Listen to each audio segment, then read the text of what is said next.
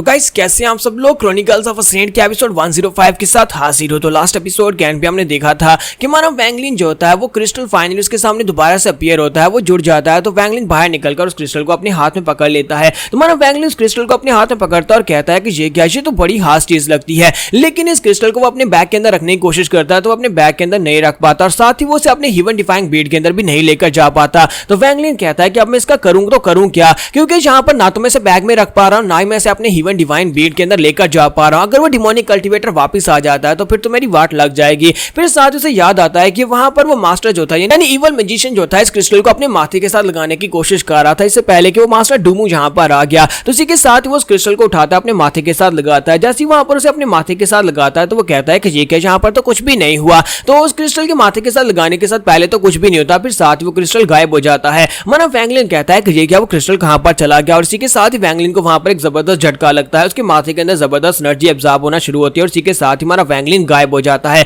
और गायब होने के बाद वो एक अलग ही कॉन्शियस स्पेस के अंदर चला जाता है जहां पर इवल गार्ड यानी एंशिएंट गार्ड 2C उसके सामने अपीयर होता है। तो वो उसे कहता है कि लड़के उठ जाओ, तुम्हारी यहाँ पर किस्मत खुल गई है। तो वैंगलिन जो होता है ग्राउंड के ऊपर गिरा पड़ा होता है लेकिन वो उठ नहीं पा रहा था क्योंकि उसके अंदर बिल्कुल भी हिम्मत नहीं होती वहां पर से उठने की। और साथ ही वो ऊपर की तरफ देखता है और कहता है कि अब ये कौन है जो मेरे सामने खड़ा है। तो इसी के साथ ही वो उसे बताता है कि मैं 2C हूं, मैं एंशिएंट गार्ड 2C हूं और तुम यहाँ पर मेरे सक्सेसर हो क्योंकि तुमने यहाँ पर सभी टेस्ट को पास किया और साथ ही तुमने यहाँ पर मेरी एंशिएंट पावर्स को भी ले लिया। इस वजह से अब यहाँ पर तुम्हें मैं अपनी पावर्स देने वाला हूं और साथ ही तुम्हें यहाँ पर सब कुछ पता चलेगा मेरी पावर्स को लेने के बाद। और इसी के साथ ही उसकी बॉडी जो होती है वहां पर से पिघल जाती है और पिघलने के बाद हमारी वैंगलिन की बॉडी के अंदर चली जाती है। तो उसकी पूरी की पूरी बॉडी जो होती है वहां पर हमारी वैंगलिन की बॉडी के अंदर एब्जॉर्ब हो जाती है। जब वैंगलिन की बॉडी के अंदर वो एब्जॉर्ब हो जाती है तो हमारे वैंगलिन को फाइनली यहाँ पर से ट्रेजर मिलता है और वो ट्रेजर जो होता है वो इसकी इनहेरिटेंस की पावर होती है। तो इसे हमारे वैंगलिन के पास क्योंकि उसकी इनहेरिटेंस की नॉलेज की पावर आती है जिसकी वजह से उसे 2C की सारी मेमोरीज भी मिलती है और उसे पता चलता है कि यहाँ पर हुआ क्या था और एंशिएंट गार्ड की पावर्स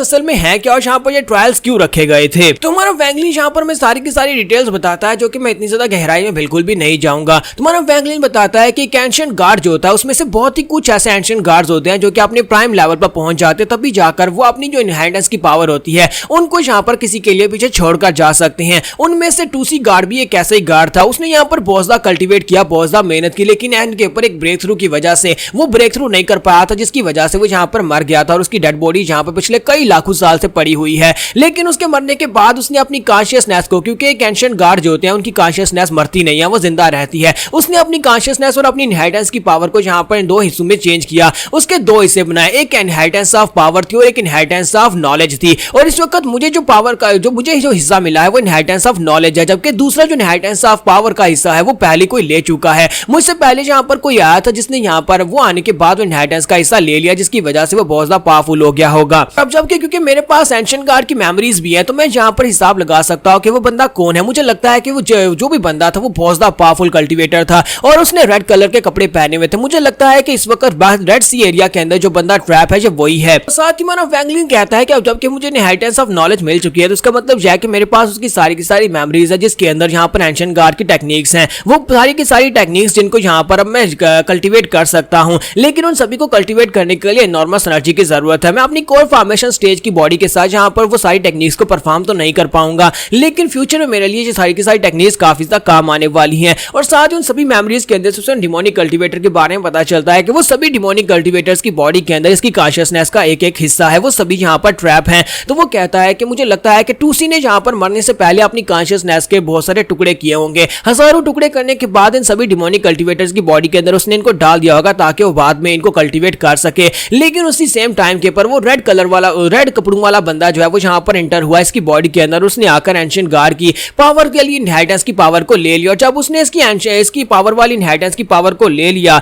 तो उसके बाद यहाँ पर एंशिएंट गार्ड जो था वो पावरलेस हो गया। तो फेक हिस्सा लेने के बाद टासन वहां पर रुकता नहीं है और टासन जो था उसने वहां पर डिमोनिक कल्टीवेटर्स को अपने वश में किया, सभी डिमोनिक कल्टीवेटर्स से, क्योंकि उसका पावर लेवल ज्यादा था इसी वजह से। और ऊपर से उसने एंशिएंट गार्ड की पावर भी ले ली थी जिसकी वजह से वो सभी को कंट्रोल करके एंशिएंट गार्ड के ऊपर अटैक कर रहा था और उसकी कॉन्शियसनेस के ऊपर उसने बार बार अटैक करना शुरू किया जिसकी वजह से एंशिएंट गार्ड जो था उसने अपनी बची कुची कॉन्शियसनेस को यूज करते हुए दो हिस्सों में इस पूरे के पूरे एरिया को सील कर दिया, जिसमें से एक की एरिया बन गया जिसके अंदर इस वक्त मैं खड़ा हूं और दूसरा उसने ब्लड सी एरिया क्रिएट किया जिसके अंदर उसने हमेशा के लिए उस लड़के को ट्रैप कर दिया ताकि वो वहां पर से कभी बाहर ना निकल सके। वहां पर जितने भी डिमोनिक कल्टीवेटर्स थे उन सभी लोगों को मजबूरन वहां पर उस लड़के के ऑर्डर्स को फॉलो करना पड़ा क्योंकि सभी लोग वहां पर से हमेशा के लिए ट्रैप हो चुके थे और कभी वहां पर से निकल भी नहीं सकते थे। तुम्हारा वैंगलिन कहता है तो यहाँ पर यही सब कुछ हुआ था, ये सब कुछ स्टोरी है। और इस वक्त अगर मैं इस एरिया के अंदर से बाहर निकलता हूँ तो मैं वहां पर ब्लड सी एरिया में जाऊंगा, यानी कि उस ट्रायल वाले एरिया में जहां पर वो लड़का सील है और जहां पर बहुत सारे डिमोनिक कल्टीवेटर मेरा वेट कर रहे हैं।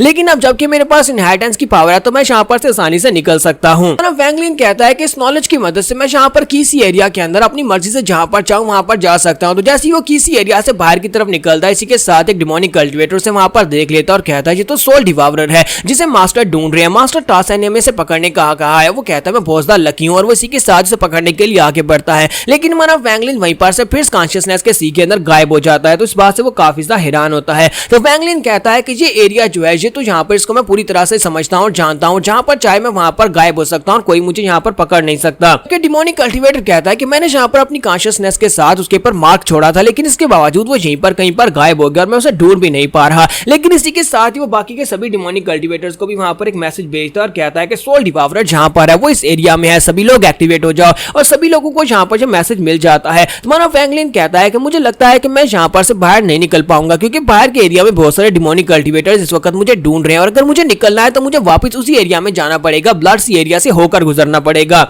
वैंगलिन वहां पर से इनहेरिटेंस की पावर को कंप्लीट लेने के लिए आगे बढ़ता है और कहता है कि मुझे लगता है कि मुझे यहाँ पर सिर्फ और सिर्फ मेमोरीज का एक फ्रैक्शन ही मिल पाया है, क्योंकि वहां पर 6 डिजायर एम्परर की बॉडी को डिस्ट्रॉय होने के बाद इवल मैजिशियन ने वहां पर उसकी बॉडी के अंदर छेद करके जो क्रिस्टल निकाला था वो गार्ड उसी की बॉडी की मेमोरीज का सिर्फ एक छोटा सा हिस्सा था, जिसकी मदद से मुझे सब कुछ पता चल पाया। और मुझे यहाँ पर पता है कि मुझे नॉलेज की ट्रू इनहेरिटेंस की पावर कहां पर से मिल सकती है। और इसी के साथ ही वैंगलिन किसी एरिया में उसकी बॉडी के अंदर आगे की तरफ बढ़ना स्टार्ट करता है तो उसकी बॉडी बहुत ज्यादा बड़ी होती है और उसे वहां पर सामने बहुत ही ग्रे कलर की फॉग दिखाई देती है। तो वैंगलिन कहता है कि मुझे यहाँ पर उसकी एग्जैक्ट लोकेशन के बारे में पता है कि मुझे कौन सी मेरिडियन के अंदर जाना है जहां पर से मुझे कंप्लीट इनहेरिटेंस की पावर मिल जाएगी। जैसे ही वहां पर उस फॉग के अंदर जाने की कोशिश करता है तो फॉग इतनी ज्यादा डेंस होती है कि वो अंदर नहीं जा पाता। तो वैंगलिन कहता है कि मुझे लगता है कि मुझे यहाँ पर एंशिएंट गार्ड्स की किसी टेक्निक को यूज करते हुए इस फॉग को हटाना होगा। और इसी के साथ ही वो उसकी मेमोरीज के अंदर झांकता है, वहां पर उसे एक स्पेशल टेक्निक दिखाई देती है। वो स्पेशल टेक्निक को यूज करते हुए एक पाम टेक्निक को यूज करते सामने की तरफ अटैक करता है, जिसे एंशिएंट गॉड स्मैश कहते हैं। एंशिएंट गॉड स्मैश को यूज करने की वजह से वहां पर जबरदस्त इंपैक्ट पड़ता है, जिसकी वजह से फॉग हटती है